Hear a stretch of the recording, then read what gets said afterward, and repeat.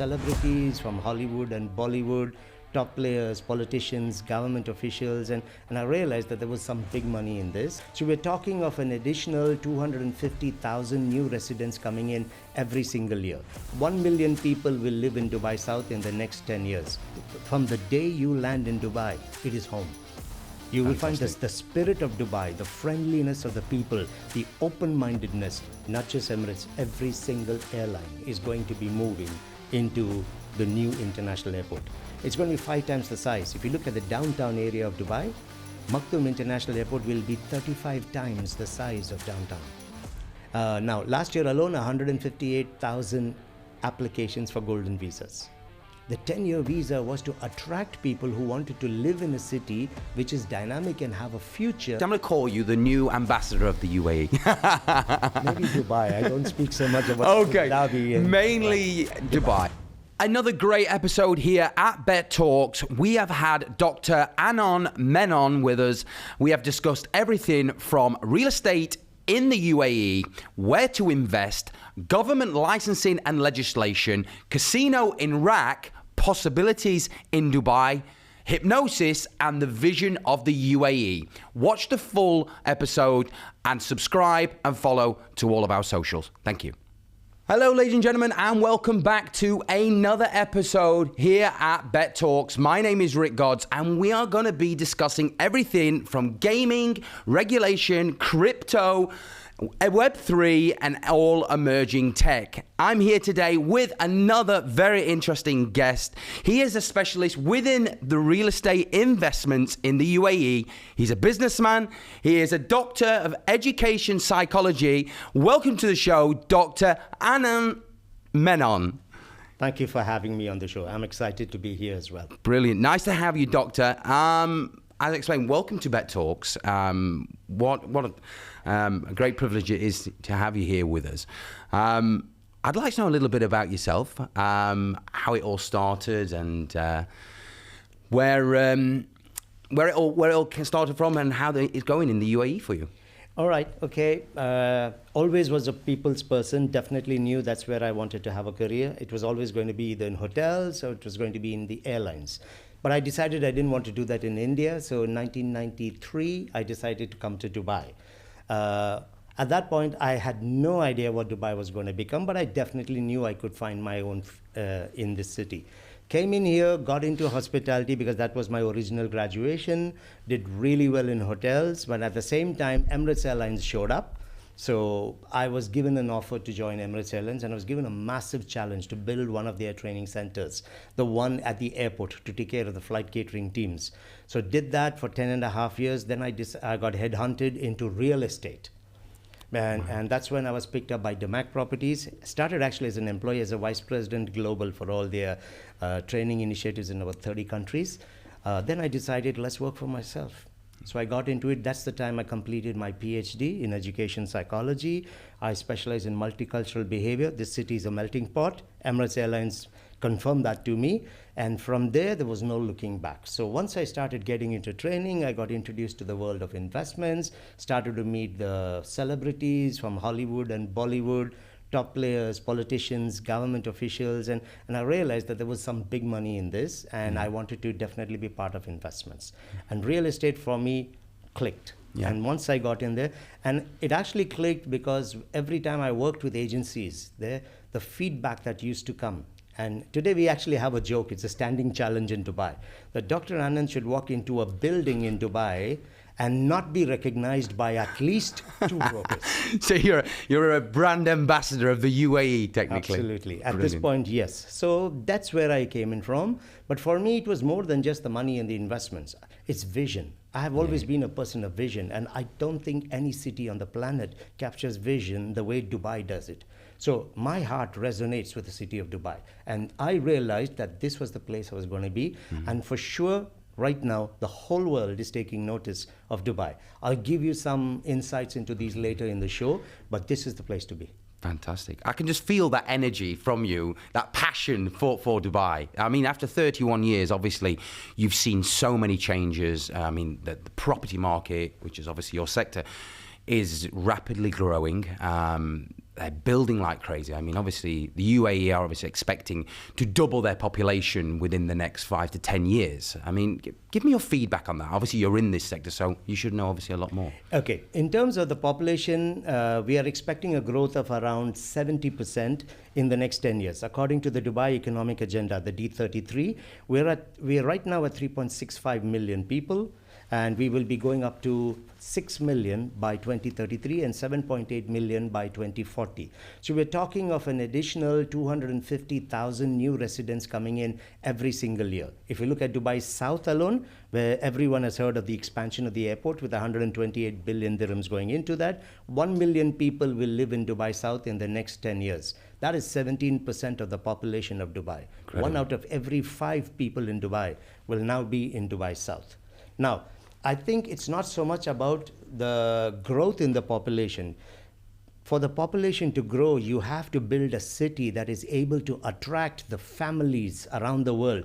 Why would you leave your country where you're a first-class citizen, you've got all your culture, roots, all your emotional anchors, everything is in that place. Why would you leave that and tell your family, let's upend all of this, go as strangers to a completely new country and start from scratch again? And we have been able to do that.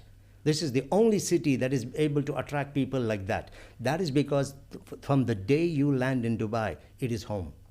You will find this, the spirit of Dubai, the friendliness of the people, the open-mindedness, the quick access to anything that you need for that lifestyle is amazing. This is where we have put most of the cities in the shade, especially the ones that consider themselves the leaders of the world. I'm sure. I'll touch on maybe one study that will give you that indicator. Last year in August, the Economist survey, they did the GPCI, the Global Power City Index, and they were measuring the most popular cities on the planet based on 4 criteria. The first criteria was GDP, the gross domestic product. How strong was the GDP and consistency of its performance? The second was new job creation. Now, new job creation is diversification. I'm not saying that we have 800 lawyers in the city. We need 2,000. We need new industries, new business verticals. That's the diversification. It's a sign of a very solid economy. So that was the second criteria. The third was population increase. People actually believing that there is a future for them in that city because of the diversification and the kind of infrastructure. And the fourth was cost of home buying. And we came number 3 on that. Miami was number 1, Singapore was number 2. Incredible. And today, we are a 25-year-old city in terms of the new Dubai that we see. But we have beaten London, Paris, Sydney, Tokyo, Johannesburg, any of those cities. But look at the time frames that they had. London is a 2,000-year-old city. Correct. Paris is 1,800 years old. New York is 431 years. Toronto is 230 years old. It took Singapore 62 years to get to where they are. We did it in 25. Wow. 25. And you know it. If you've been to New York, if you've been to London, go to Mumbai, where I came from, you'll see it. The infrastructure is crumbling. For sure. Everything. Yeah. But look at what we have here. I mean, even sort of, I'm not sure if you're a fan, but even such as Donald Trump touches on this. I mean, the airports within the States, they're old. I mean, the infrastructure's old. Like the Middle East, look at Qatar, look at the UAE, airports here. This is 21st century airports, infrastructure. So, but listen, I mean, obviously everyone has their opinion on such. But For sure. Obviously, I mean, listen, some great key points there you've just mentioned on the UAE, mainly focusing on, obviously, on real estate, on the growth of the population. You touched base on Amar South. Now, are Emirates moving their headquarters to Al Maktoum Airport? Is that confirmed? Not just Emirates, every single airline is going to be moving into the new international airport. The world's biggest logistics corridor is coming up in Dubai South. So you have the biggest airport in the world. It's going to be 5 times the size of Dubai International, which is already a ridiculously huge airport with 4 terminals. It's going to be 5 times the size. If you look at the downtown area of Dubai, Maktoum International Airport will be 35 times the size of downtown. 400 gates for aircraft, 5 main runways with 900 meters gap in between each. That's almost a kilometer between each of the main runways. So you got 5 kilometers just between the main runways in there. 5 terminal buildings, 260 million passengers, annual handling capacity. And also another reason why that is there is you got the logistics zone coming up. You've got all the industrial production coming in that area. Opposite the road is gate number 5 to Jebel Ali, which is the 4th busiest port in the world. I'll tell you about just one market. There's a Chinese market called Yiwu. It's been open now for the last 2 years. Phase 3 now is in handover. Yiwu is the first Chinese market in this region, and the cost of construction was $3.5 billion. It's a 20 million square foot area with 60 million square foot built up area. Now we need to understand that number to understand what is going to happen in that area in the future. $3.5 billion is a lot of money. If you look at the Burj Khalifa, the tallest tower in the world, cost of construction $1.5 billion. The new tallest tower at Creek Harbor, which is being redesigned now, the original projection was $1 billion. There has been delays on that. Yes, there have been. But the design's also changed. So if I take the tallest tower in the world, I add to that the new tallest tower in the world, and I add a third tallest tower in the world, that much money the Chinese premier is putting in one market in Dubai South. So you think they're waiting to see what Saudis do? I know, Saudis, it's parked. They're having a major problem with their economy right now. We wish them well. Their GDP growth rate is projected at 1.5% this year. That is why some of the major projects have been parked on the side. They're our brothers. We want them to do well, so we hope things sort out for them. So, but that's not a 2-kilometer tower was also being said. The number keeps going up. Yeah. It's not happening. You talk about Dubai as a we, and it's incredible to see. I can see the passion that's coming from you. Obviously, for 31 years, you've seen so much change here in the UAE, and especially Dubai. You are very knowledgeable about the market, clearly. You are in property, real estate investments. For all of our viewers at home here at Bet Talks, what advice do you give to maybe first-time or initial investors that are looking to invest within the UAE? What advice do you give? Okay. The first thing is real estate is about the future. It's infrastructure. So the research that you do should be done about the future, not just about the past. People tend to be historical in how they invest. So we look at past trends, the legacy of a developer, how property has performed in the past. That's great stuff. Look at it. But you are not investing in the past. You're investing in the future. So what is really important for you to understand is what is the future of the city of Dubai regionally as well as globally?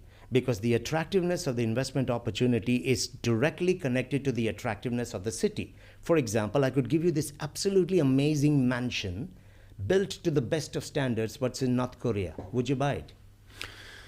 Exactly. No, not really. Exactly. So why? But because the attractiveness it's a different, you don't think it's a different kind of market? No, not really. No? All we're saying here is real estate is one of the foundational investments anywhere on the planet. Correct. But real estate is only as attractive as the opportunity. Since it's a future-based investment, why would I want to buy real estate? Either I want to live in it for myself, in which case I want to choose one of the best cities in the world, so it is still about the city. If it's as an investor, there's two ways I'm looking at investments. Long-term rental returns, in which case I need to be convinced that people will continue to come to this city and therefore will need to rent. Only then I can make my money. Sure. Or I may want to sell it and get a capital appreciation. Again, which also means there must be more and more people wanting to come in here and buy homes for themselves. So before you decide on any real estate investment, you need to look at the government policies, the vision of the city, what is being put in place for the future, because that is going to hugely impact the returns you will make. Okay. So, I mean, obviously based on the likes of the factors of golden visas, this obviously is a benchmark to make it so much easier, so much more attractive for first-time buyers, families to move from Europe, let's say, or anywhere within Australia or anywhere in the world, for bringing families here to the UAE. What is your thoughts on the Golden Visa program, and how can you see that escalating moving forward? It's hugely successful. Last year alone, in fact, it was announced about 6 years ago. At that point, the approval required a 10 million investment in Dubai, which had to be 5 million in property, 5 million could be any other form. Then 2 years ago, they dropped it to 2 million. With the 2 million. So investing 2 million gets you the visa. US dollars? No, dirhams. Dirhams. Into Dubai. Into Dubai. Well, anywhere in the UAE. Property. In the UAE. In UAE. Okay. But people generally are coming into Dubai for this, but it applies anywhere in the UAE. Then last year, At the end of the year, they said, now you can, but at that time, the property had to be ready. So you could only get the 2 million visa, the 10-year visa, once the property is ready. On a secondary market, yes. In December, they changed it again and announced it in Jan that you just need to pay an initial down payment and you can apply for the golden visa. So even if you buy off-plan property? Yeah, That's even incredible. off-plan, straight away, as long as the total value of the property on the sales purchase agreement is 2 million and above. Incredible. Now, last year alone, 158,000 applications for golden visas. Now, golden visas are not limited only to real estate. You give it for specific categories like PhDs or very unique skill sets, or people who have base salaries of 35K and above can also apply for it. So even if you took out 75% of the visa applications last year through those categories, you still had a good 40,000 visas almost with just directly linked to property. That's almost that's a lot for 1 year, 40,000. Incredible. And now we have the green visa, which is another 10-year visa. So the government is literally ticking every box to make sure the best in the world is coming to Dubai. The 10-year visa wasn't just about property. The 10-year visa was to attract people who wanted to live in a city which is dynamic and have a future, and therefore, even if you had a very specialist skill, you could still get the 10-year visa. But because real estate was actually booming, we added that as another carrot to the investment in real estate, and after that, the sky is not the limit for us. Fantastic. Yeah. It is immense what is happening, and obviously, as you just said, the real estate market is booming. We've touched base a lot on Dubai. Okay, let's have a look. Let's talk about the outer of the UAE and what things are happening. I mean, let's touch base on Ras Al Khamiah. Okay. Now, obviously, with the win coming into play come 2027 on Marjan Island, the real estate developments around Marjan Island are rapidly growing. I'm sure you have a lot of involvement in this. Tell me what your thoughts are. Tell me the pros and the cons to land-based casinos within the UAE. Okay, let's look at the pros first. Prices in property have jumped between 70 to 85% in just the last 2 years alone. So for investors, it was an absolute killing. But at the same time, it will slow down the interest of a few investors now because the prices have jumped a lot. Particularly, most of those properties are not even handed over. They'll come into handovers by next year or so. So that means that early investors who came in will have an edge over those who buy now, because you'll always pay a lot more when the property is ready. So the early investor can always undercut you and still make an absolute killing. So a different kind of investor will show up, which is the long-term security investor who's buying it not with the intent to sell, but to lease it or to staycation companies, or maybe to give himself an alternate lifestyle, waterfront lifestyle. But the fact is, it absolutely brought a lot of investors into Ras Al Khamiah. Ras Al Khamiah, the casino, it was the main focus. They have some very good waterfront lifestyles, but Dubai has the same. Okay. So you couldn't stand against Dubai just because you gave an amazing waterfront lifestyle. We've got some of the best islands in the world. So it was the casino and that lifestyle that is going to come up there that attracted people. Because who's going to eventually come into it's not the Americans who's going to come here. It's going to be the Russians. It's going to be the Africans, the Chinese, the Indians. They're the ones who's going to come there.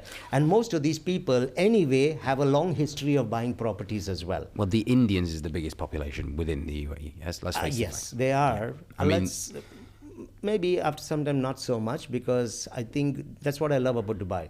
We don't want to become another India or another Philippines or another Sudan. We want to be a mini world. I need everyone to come here. So I think it's changed a lot. If 10 years ago, literally the Indians were all over the place. It's not the same anymore. It's a very metropolitan country. I mean, it's obviously so many different nationalities now throughout the world. It's attracting. But let's just let's just go back to the Ras Al Khamiah on Marjan Island, the win. You've been here for 31 years, Doctor. Would you ever have thought that there would be a land-based casino in the UAE 31 years ago? Okay, I wouldn't have thought of a land-based casino, but I definitely knew that Dubai tends to break the mold on everything that they do.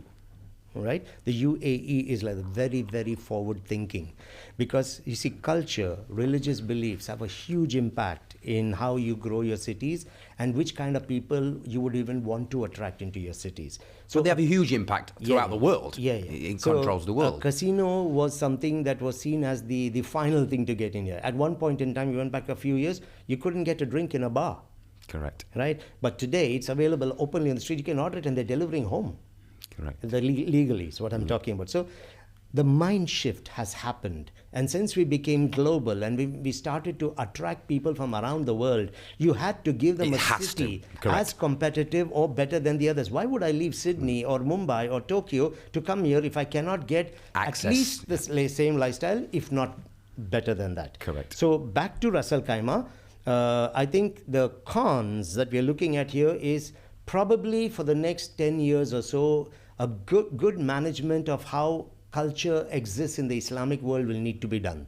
How that is accepted, because there could be certain resistances in the minds of certain people. Where casinos go, if you look at the history of the world, a lot of other activities tend to follow, some of them questionable. So again, that is something that could possibly come up. But as a city, when we look at where we stand today, Dubai and Ras Al Khamiah, we are becoming a very major metropolitan destination. So I think everything else will have to be accepted as part of it. What I love about the vision here is we are not limited, or we don't work to get the approval of the local and regional players. We work to invite the world. So I don't see anything that is going to detract from this. In fact, I'm going to see more and more progress. Do you think that local Emiratis will be allowed to use the casino in Marjan Island?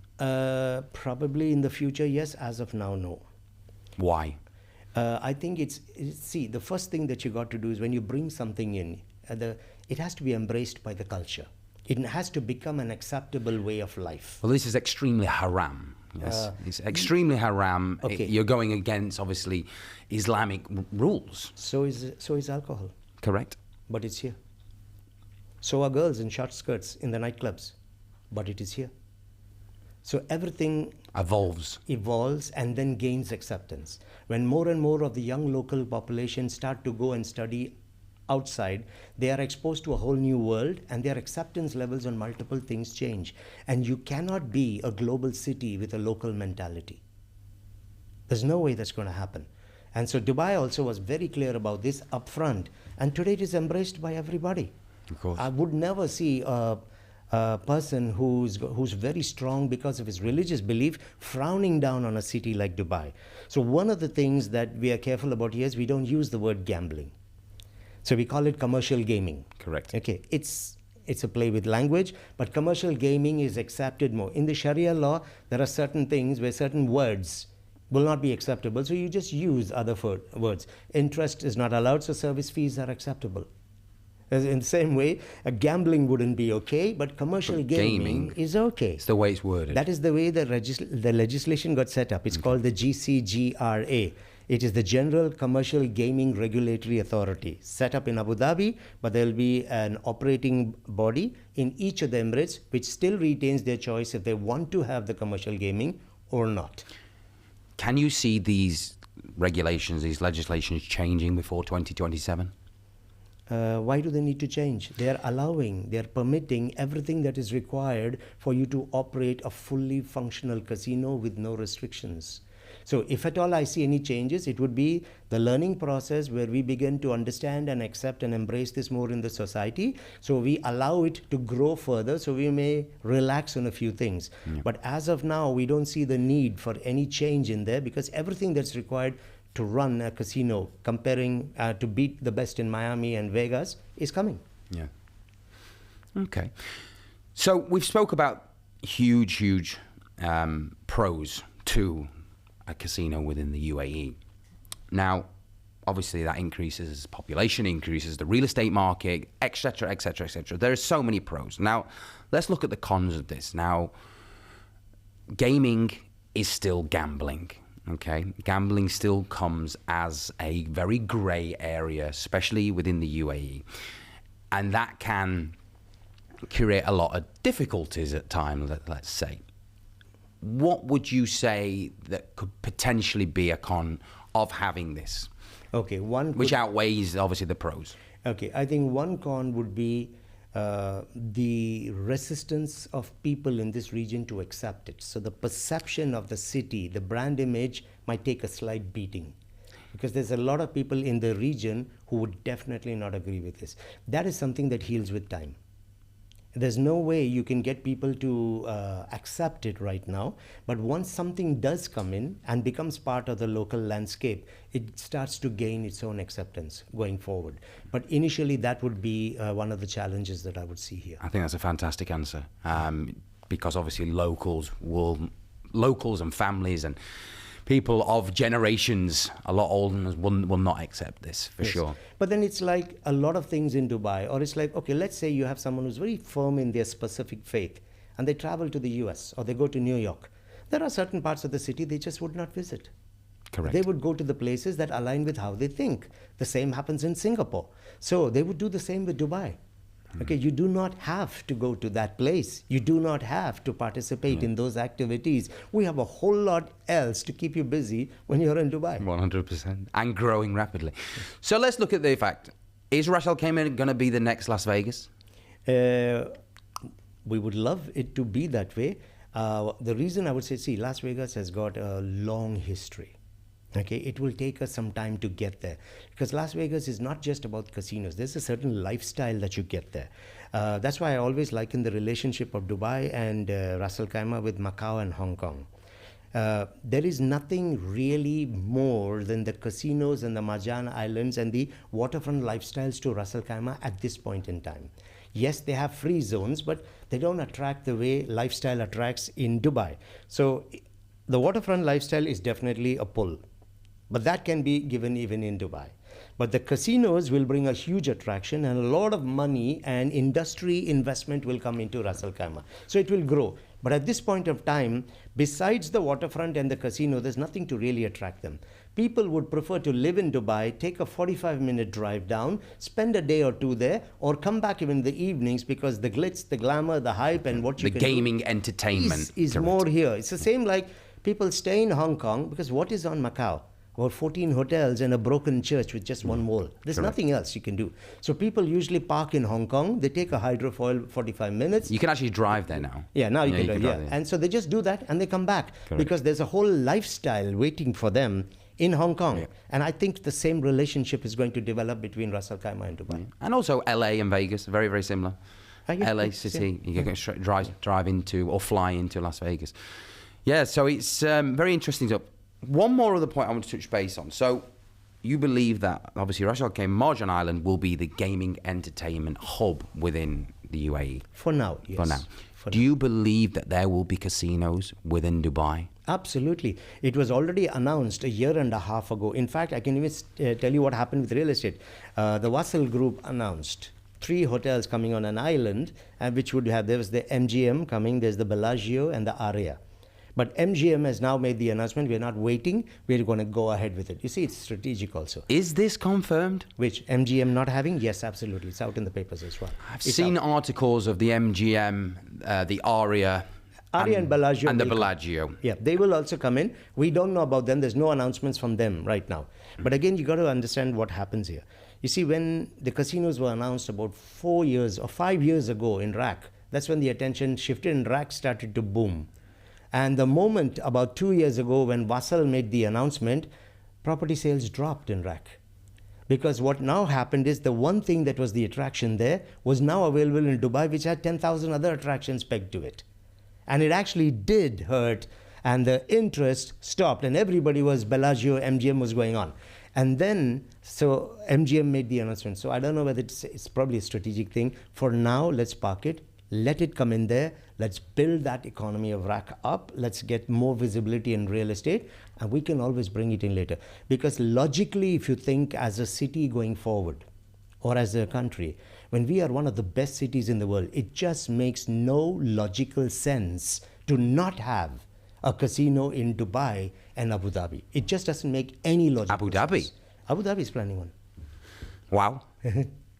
That's a big call. Yeah, it is a call, but that's why they'll come in on the wave of acceptance. So there's one place that will spotlight it first. It becomes part of the UAE culture now, and then the others will come in. But it is not possible. There is no logic behind Dubai not having a casino. I agree with that.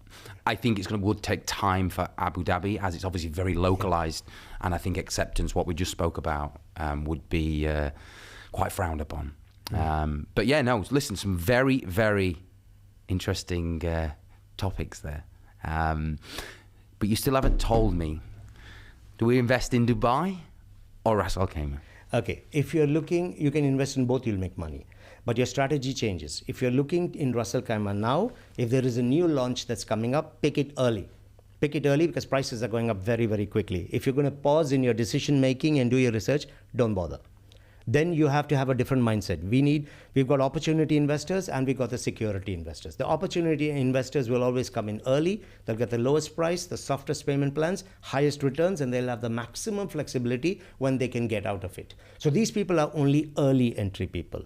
So if you are an opportunity investor, you would never take any of the projects that have been announced 2 years ago. Prices have jumped 70%. You are going to lose because the person who bought next to you will always have the edge over you in terms of price leverage. So they will go in. The opportunity investors will only go in for the new launches there. The security investors, these are the ones who are low risk type. So they wait to see the physical construction coming up. They already understand, we'll pay a bit more, my payment plans become more aggressive, returns are impacted, but I sleep well at night. So these people come in and they are not looking for that quick killing and then getting out of the investment within 2 years to 3 years. I'm going to be in it long term, 7 years, 8 years. So they will recover a good amount from rental yield and the little marginal appreciation. So yes, Ras Al Khamiah is still an absolutely amazing opportunity. If I had to have the choice between Dubai and Ras Al Khamiah today, it's Dubai hands down any day. And there you go, 31 years of experience, Dr. Anand, and you are. I'm going to call you the new ambassador of the UAE. Maybe Dubai. I don't speak so much about okay. Abu Dhabi. And mainly Dubai. I think Dubai, it's yes, incredible. absolutely. Like I say, what you are delivering, and we are one. I've been in Dubai for 4 years, and Dubai's my home. I think they have created such an innovation hub. For all different sectors, crypto, Web3, anything emerging tech. There's more conferences here than I've ever been to in the world. There's a conference every week based on something. So what is happening is incredible. Before we wrap this up, I've got one more question. Okay. Okay, and then I'm going to leave you. Tell me about Hypnosis. Are you a hypnotist? Yes, I am. You are, okay. Yes. Tell me about what it is. You perform hypnosis or hypnosis is something that we do. Performing is different. That's called stage hypnosis. Those are the shows. That's where the Hollywood and Bollywood have given hypnosis the wrong image. Okay, right. People barking like dogs, standing on one leg, doing crazy things, and that's kind of. Am I hypnotized right now? That is, of course, you've been for a long time. Not just you. Everybody out there are zoned out as well. It's not about. See, hypnosis is actually very simple. People complicate it. If you look at the origin of the word hypnosis, it comes from the Greek word to sleep. So you don't go to sleep in hypnosis. We put your critical filter, the conscious mind, to sleep. Because it's the conscious mind that resists. It's the conscious mind that will accept or reject. But the conscious mind is operating with limited intelligence. Your conscious mind only has access to what you have experienced or been exposed to in the past. But you are not the center of the universe. So therefore, anything that has to be told to you now will get accepted or rejected based on what you know, your view of the world.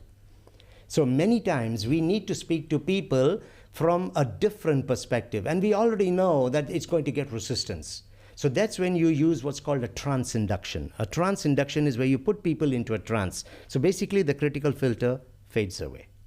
And then the subconscious mind opens up, and the subconscious mind does not have the ability to distinguish between imagination and reality, and it can reject nothing.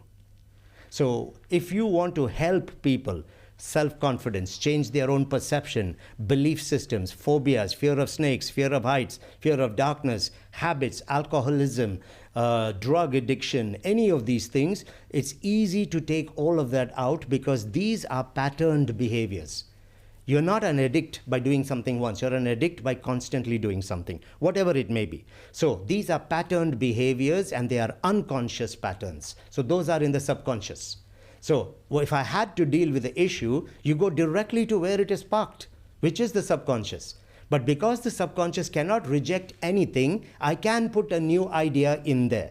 So this is what we call a hypnotherapy, where you heal people, belief systems, mindsets. Yeah. You can even make people become more, they may not have a problem with self-confidence, they may not have a issue with an addiction, but they're just not focused in work, for example. They're just not very goal-oriented because their patterns are not there. You hear of people having, obviously addictions to such as smoking or alcohol, and you hear obviously people getting hypnotized. Is that something that you could perform?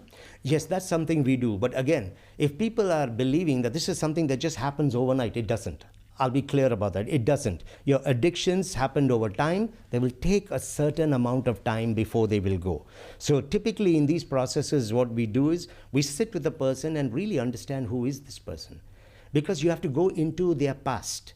Because the habits were not formed today, they were formed in the past. And when many of them are unconscious patterns, the person you're talking to does not even have the ability to tell you what really went wrong. So we've got ways of doing that, and there are techniques that we can use. There's suggestive language programs that we employ to get the people to be able to expose in a way which are those areas. Then what we need to do is not clean those areas out by taking stuff out. You can't take it out. It's in your subconscious forever. You overpower it by putting in the opposites. So for example, if I'm strong on my negative beliefs, so my self-perception is not good. So in my mind, there's a scale, it's a balance. I'm a 90 negative and a 10 positive. Now that's just a result of my circumstances and my experiences. But as a result of that, any opportunity that comes in front of me, any new person, I'll go a 90 negative or 10 positive, just because that's just who I am. Mm-hmm. And I cannot even understand why I am like that, because it's an unconscious pattern. So what do we do? Once we have identified what's going wrong, we know there's a 90, we focus on the 10, and we put a 20. And then we put a 30, and then we put a 40. And at one point, it now becomes a 90-90. You're now 50-50 in every situation after that. And you just keep stacking it here. It's called stacking, actually. You stack the positives, you stack the outcomes you want in the person, you stack the new behavioral patterns, so they begin to overpower the old ones. So the old ones become insignificant, and these become your new programs. So that's how you do it. But it is always about removing the critical filter in the process. The critical filter is going to resist. And sometimes you'll be surprised. I'll share a simple technique with you here. To shut the critical filter, it takes less than a second. All I have to do is tell you, okay? In fact, I used one. I gave you an example right now of the weighing scale. Yeah. You bought it. You got the idea. That is hypnosis. That was a trance induction. It's as simple as that. Okay. When you want to explain a concept to people where you know they could debate it because the critical mind is evaluating, use a metaphor. Because the critical mind goes to sleep on metaphors. They goes to sleep on stories. So that's all you do. All I have to do is tell you, it's like this moment when, or it's just like. And you picture yourself in that area. Yes, because ever since we were children, when stories were told to us or read to us, we suspended critical thinking. That's why we believed in 9 feet men and horses with wings. And that is the reason why we will go and spend good money into in a theater, and we'll watch stories, and we will even emotionally, we will cry, we'll get upset, we will get scared. We're so emotionally invested. Go into any movie theater, everybody's tranced out.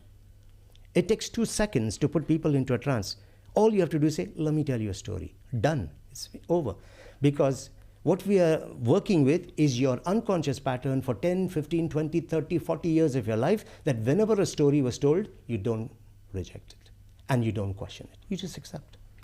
So, Dr. Anand, tell me, I'm intrigued. You've been in Dubai for 31 years. You saw it when it was just camels and deserts, to this mega powerhouse of an innovation tech city where real estate is booming. Tell me, how was it like back then to what it is now? And what was the vision to make something that they have done so quickly? Okay. When I came in a long time ago, we were a very small city, but I already could experience when I came into the city, there was this sense of combined or collectiveness in people, and everybody wanted to do something for each other, and they had this dream. This has gone even through 3 generations in Dubai. They've always had the dream, and I saw how they went about doing their things. I mean, the vision, Steve Harvey had mentioned this when he was here. You can't do this with money. This is not money. We have 100 cities on the planet that are richer than Dubai. This is not money. This is vision and love for your people. Sheikh Mohammed has always said, he said, I want the best city for my people, the best lifestyle. Not 20 years from now, I want it now. It has to be love for your people that will drive this. You know, and it is crazy. The vision, the size, it is not the size of the dog in the fight. It is the size of the fight in the dog that matters. When Sheikh Mohammed stood up and said, I will be the #1 city on the planet, everybody laughed at him. They did not take him seriously, and that's why he grew in the shade, in silence. Today he's too big to be stopped. This is a city that has always grown that way, based on vision. It's the spirit of the city of Dubai. We have so many such success stories here. One thing I strongly believe in, we know we will be #1. We went to #3 last year. The Dubai 33 vision was to stay in the #3 position for the next 10 years. We got there in 6 months. I don't believe we will take till 2040 to go to #1. We'll probably do it in the next 2 years.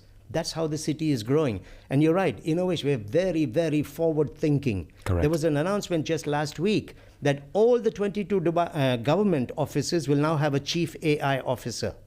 Tell me which city in the world has got a chief artificial intelligence officer in every government department? Yeah.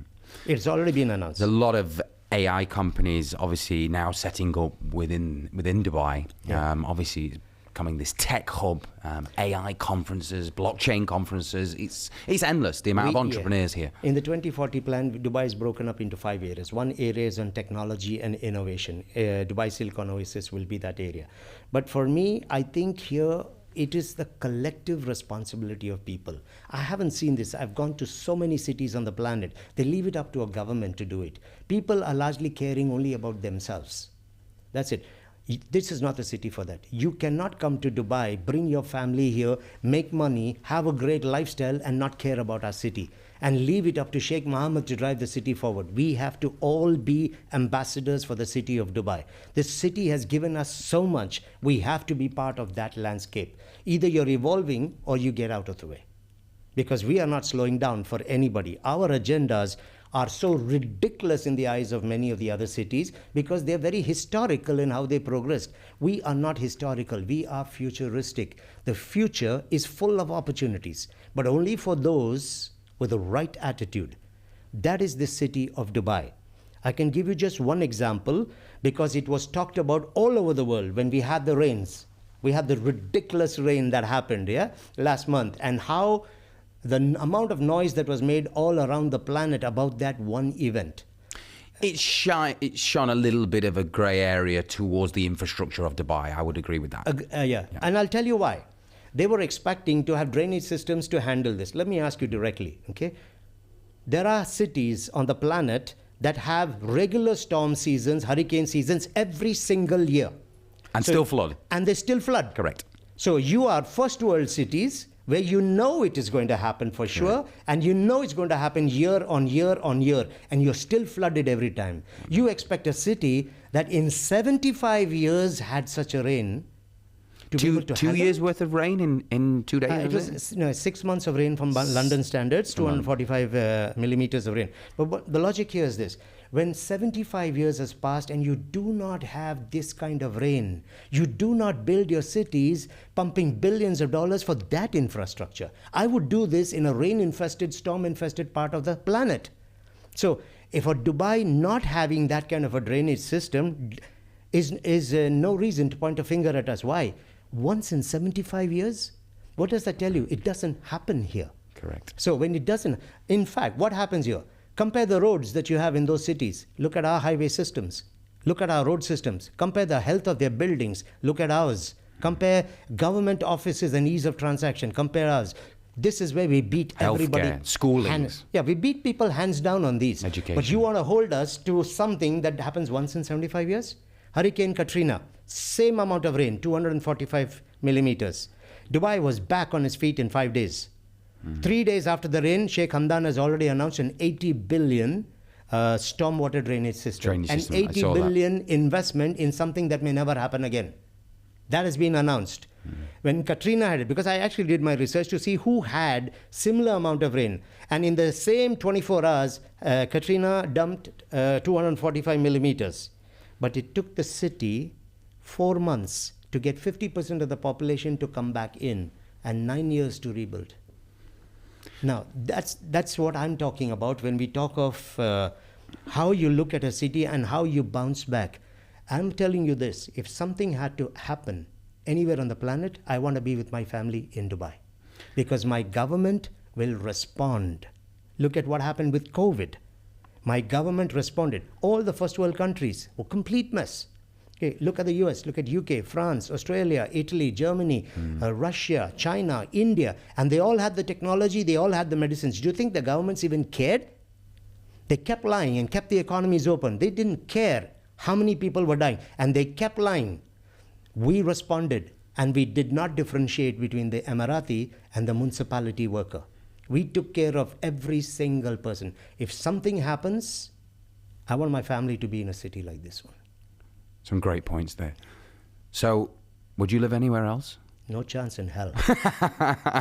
Good answer, good answer. So just another point. Now, obviously, Dubai is growing on such a huge, fast, futuristic scale, becoming this tech hub and obviously glamorous buildings, glamorous lifestyles, and attracting a lot of wealth throughout the world.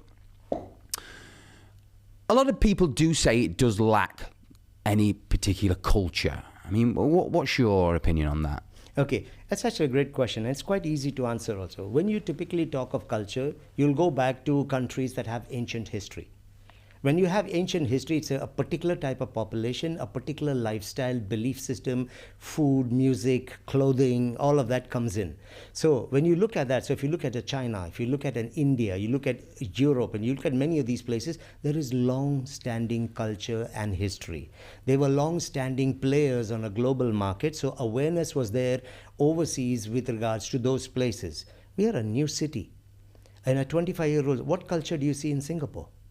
For that matter. It's a very new city. Very new city. Same as Dubai. Yeah, correct. So Singapore also, you cannot really look at culture in Singapore. Look at Tokyo of today. Look at Seoul, Incheon, these cities. Yeah. People are looking at these cities because of the dynamism that they have here and the future they will get. There is culture.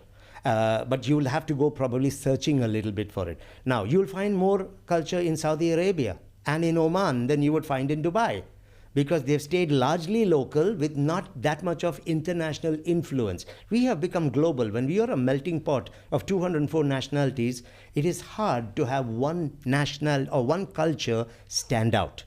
Having said that, part of the 2040 urban master plan is that the Dera and Bardubai areas are going to be promoted and developed as culture and heritage, because we want to have a link to that past. Dera and Bardubai is old Dubai. Yes, it is. Dubai. But again, the world doesn't understand it from the culture perspective. Now, Dubai is making a concerted effort to develop heritage and culture in that area. If you look at the Dubai Islands, which is coming up in Dera, they have culture centers coming up on the island. So you're going to have island lifestyle, the first island with a golf course off the coast of Dubai, but with culture centers.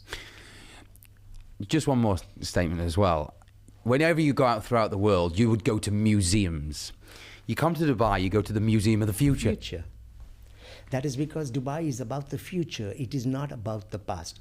And we understand, okay, Europe, you have history. Make your money from it. Hold on to it. Okay, China, you've got it. Hold on to it.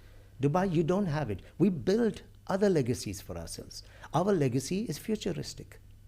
That's who we are. So we are clear. We won't even compete on culture with those places. We will compete on technology and an advanced lifestyle where they will fall short against us. And we are very clear where we want to go. We are building the #1 city on the planet. So we are focused on the future, not the past. Fantastic stuff. You're an extremely knowledgeable man, doctor, and thank you for having me. Thank you for being here at Bet Talks, and we hope to see you again. Thank you very much. Cheers. Thank you very much. Cheers. Thank you.